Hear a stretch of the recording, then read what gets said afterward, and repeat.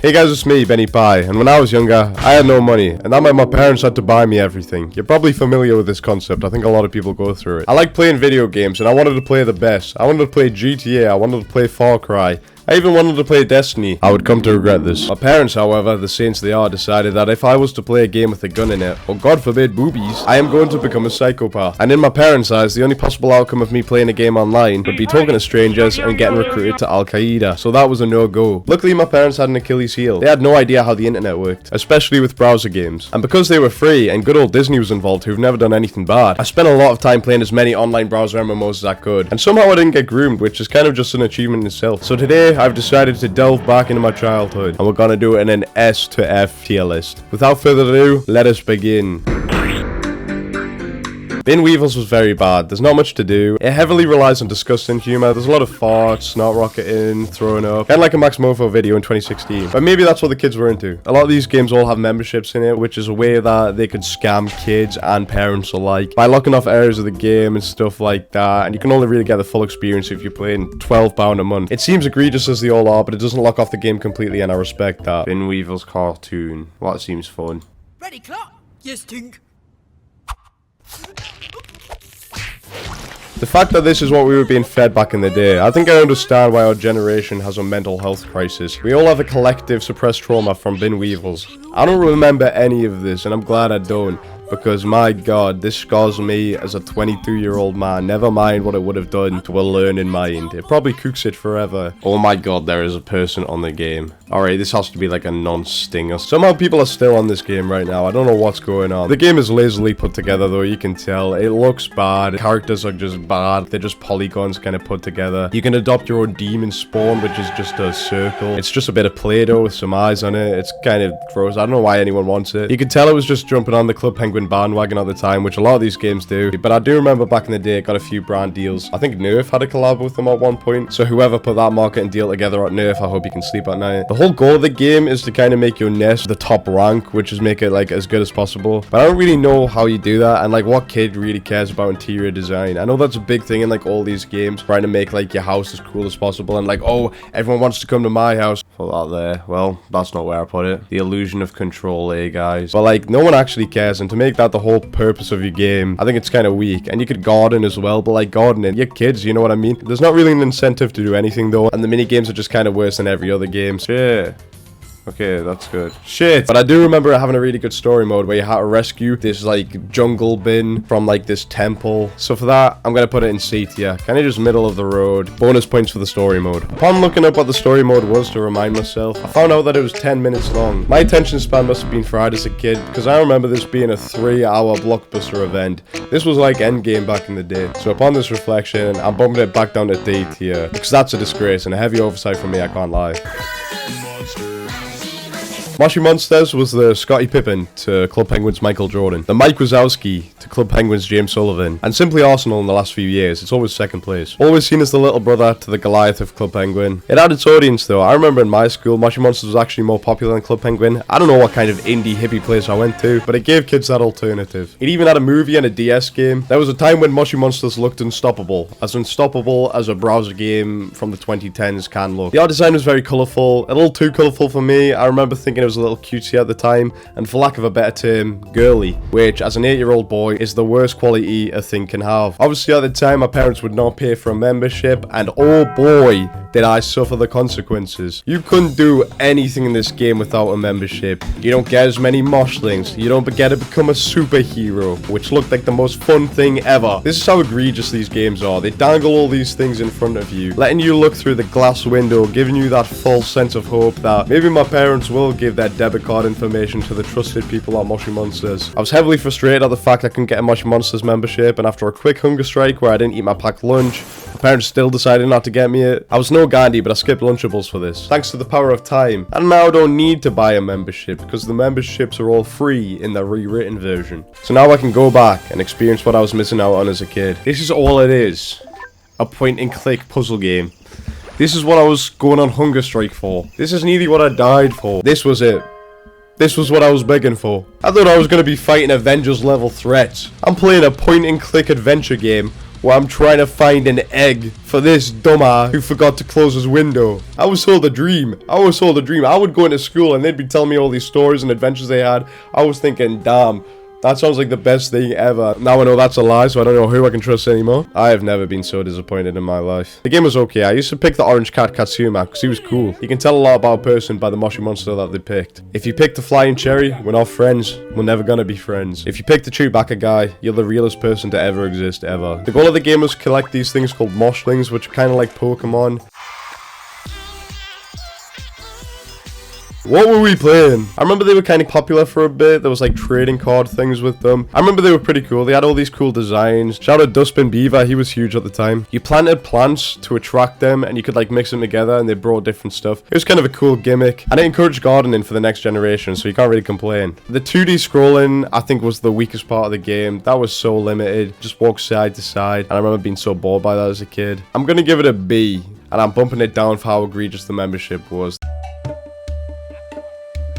Now, no pun intended, this was my jam. This is what it was all about. Accredited for spawning a generation of furries and kind of being seen as a gateway drug for a lot of people. I can't even blame them. This was goated. It was a browser MMO made by National Geographic where you choose between like a variety of animals and then customize them. And then you go out into the world, kind of run around, do animal things. How are you not sold? You know what I mean? You had different animals that unlock different abilities and locations. And the best part is you didn't have to have a membership to unlock these different characters that could unlock different locations. There was animals locked behind membership, but there were so many free ones that you could also get that could get you through every area. See, if you were a penguin, you could access underwater locations that you couldn't before. You can have more than one animal on your account. You can only have 2 if you're not paying for the membership, but that's kind of all you need because you just need a water one and a land one. The soundtrack was also blessed by Hans Zimmer himself. It wasn't actually, but it may as well have been. Whoever made this soundtrack makes Hans Zimmer look like a SoundCloud artist because, oh my god, they knocked it out of the park. You also have a story mode where you have to destroy these phantom things that are trying to destroy the island, and I took that seriously. I remember I had a real hero complex when I was a kid, and I took it upon myself that I was going to be the alpha wolf that protected the island. And I used to tell people this. I remember one time I pretended that I'd been attacked by the king phantom and that I was dying, and everyone came around me and was really sad and like offered me help and stuff, and I felt really bad that I was lying, so I logged off the game and started crying. So a lot of happy memories on the game. You could have den parties as well. I used to have the sickest den parties. They were Project X level. You ask anyone who's on Animal Jam back in the day, every high school party afterwards was immense disappointment in comparison to them. At least I think they were. I was never invited to them. And the membership wasn't even that egregious. The only thing that was locked behind was some animals, some pets, and like cosmetic stuff. I used to also tell my parents that the game was educational because there was fun facts littered around everywhere, obviously because it was a National Geographic game. So that was even better because they thought I was like doing homework and like learning about the world. I wasn't. I was role-playing as an Alpha Sigma wolf who was getting attacked by these phantoms. The mini games were good. You had the smoothie mini game. That was a lot of fun. So I'm getting a grape smoothie right now. So not only, right, do I do that and I get to play the game, I now have a smoothie. You can even doom scroll in the movies. You can go to people's houses and eat their food and rage bait them. That was kind of fun. And it's still popping off to this day. That is longevity you don't get anywhere else. To have a career like Animal Jam, you have to be one of the best. I'm putting in S tier. That's right. This is the first S tier. This game was goated. I know people are thinking, what even is this game? Everyone go try Animal Jam, please. You will not be disappointed. Panfu is a dumb, stupid game. You can't even play it anymore. No one is even trying to revive it. It'd be like trying to revive Goebbels. Some things are just better left dead. Or so I thought. It turns out, Panfu still exists. I don't know how. I don't know who's keeping this game going. But somehow, Panfu never died. It's like Mr. House in Fallout, just hooked up to a bunch of shit, just still somehow surviving. Words don't actually do it justice. I can only show you this monstrosity.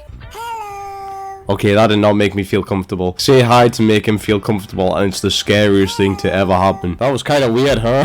At least it's self-aware. What is that? These are literally penguins. Is this like trying to make a mockery of Club Penguin, being like, look, we put you in cages? Oh my god, please don't say that's real. What the hell is that? Why is there a massive just cow in the sky? Alright, let's get out of here. Let's go to the demon's village over here. Alright, this is terrifying. The game, I'm pretty sure, was trying to ride off the Kung Fu Panda hype at the time. Like, rightfully so, that was huge. I'm pretty sure they were trying to be like, okay, let's mix this with Club Penguin. Money, money, money. That's all they were thinking at the time, I think. And I don't think they thought about anything else. I'm not lying when I say this is the most uncomfortable experience I've had in a while. Hi there, Mark Oregon. Don't worry, I don't bite.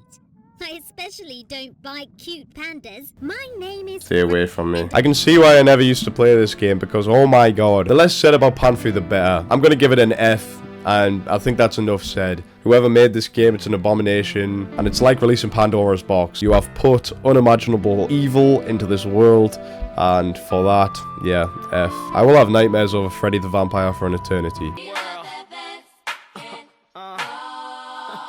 Moviestar Planet is a strange game. I never played it, but I did try it, because a few girls I like played it, and I thought, hey, who needs sports when I can use this as a bridge between us? They definitely won't think I'm gay. They did, they all thought I was gay. But I remember trying it for like 5 minutes as a kid, and being so bored that I put paprika on my eyeballs, just to feel something again. And that's saying a lot, because I was down bad as a kid, so I would have done anything for girls to notice me. So for this not even to have enough pull for me to want to do that, says a lot about the game and what it is. But you know, I want to be unbiased, and I went to revisit the game as a Louis Theroux, kind of Anthony Bourdain, kind of, you know, trying to ingrain myself in the culture with my character Bold and Buddy. Hey, I'm down with the kids. Can't say that as a bold man. But I went in to try and understand what this game was about. And in review, there's no way people actually enjoy this game. I can't lie. I don't care what your interests are. I don't care what childhood attachment you've got. There is no joy to be had in this game. If anything, it sucks the life out of you. Welcome to Hollywood, baby. Maybe that was the whole experience the whole time. This is showbiz, you know?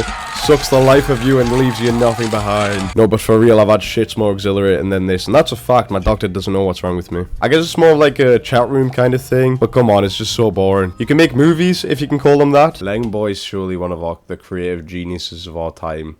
Just looking for a Leng girl, you know. So chopped. Sabo. The lesson of the day is that all women are Leng. Step aside, Scorsese. Your time is over. Let's see this one, Dot. This could be like a hidden one. Probably where Woody Allen uploads his movies now, knowing him. This is actually like perfect target audience for him as well. Yeah, Fairs, pretty good. Revenge, Papa Norris. This might be a good movie. I'm feeling like this is gonna be a good movie. Juggle My Puggle. She's up and coming in the industry as well. This is already dramatic. I know you stepped on that dog. No, why I'm going to kill myself. Okay, do it, lol. That's how I'm going to eat you now. Don't be ashamed of who you are. 5 stars, enough said. That was crazy. That twist at the end where she just went, don't be ashamed of who you are. It's like she read somewhere that to make a good story, you've got to have a good message behind it. And then she was like, I'll just shove it in at the end. These people all probably grew up to make the emotional catty eye videos, so it's nice to see where they originated from. The membership looks useless outside of a few outfits, which I guess the whole point. And you can get access to even emptier rooms, so that's pretty good. So you can't knock them for being egregious or locking things behind that wall, but like, who would ever buy this? I don't know. Overall, this one was not for me. I get it has a target audience, but I refuse to acknowledge that. I'm happy with my close-mindedness, and I'm not even going to attempt to see the other side, so I'm going to give it a D tier. It's still not as bad as Panfu.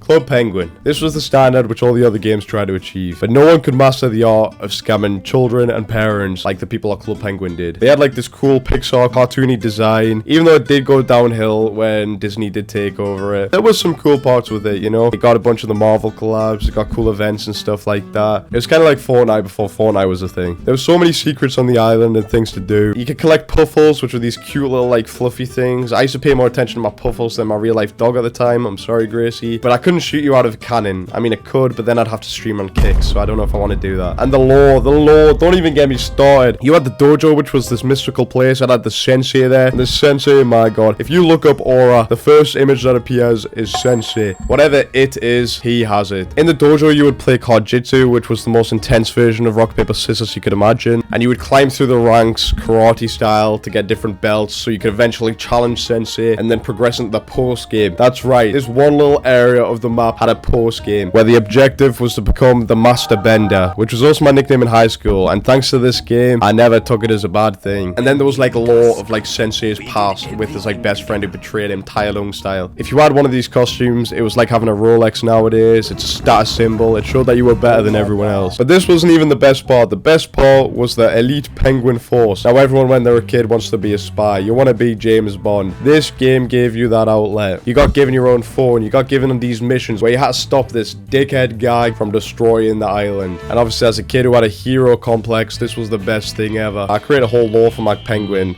that I was a maverick, that I didn't even need to pay for the membership because I was too dedicated to the agency to get messed up and all of that. I don't know why this was a running theme in all these games where I had this hero complex where I had to be this, but it was. It made me feel important. I probably just needed therapy, but I had this instead. This was only because my parents wouldn't buy me the membership though, which was heartbreak at the time, but it actually wasn't that big of a deal. There was still so much you could do. You could get puffles, you could customize your crib kinda. My crib was an absolute dump. I still felt I was able to get a full experience though, except I couldn't get the golden puffles, so my life was actually worthless. They had all the mini games, they had the DJ one, they got the fishing one. That fishing one was sick, and the fact they just randomly shut it down for this.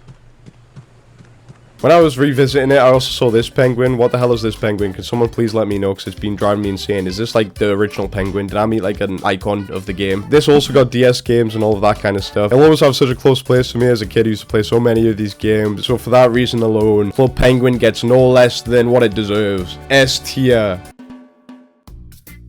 In conclusion, I'm happy with this list, but if I have to choose a winner between Animal Jam or Club Penguin, it breaks my heart, but Club Penguin wins. Some things are bigger than emotional attachment. I'm sorry, Animal Jam, you still got a good place in my heart. But yeah, that's a list. I'm happy with it. Let me know if I messed up, if it's a controversial list. Like and subscribe, gang. Thank you for watching. Farewell.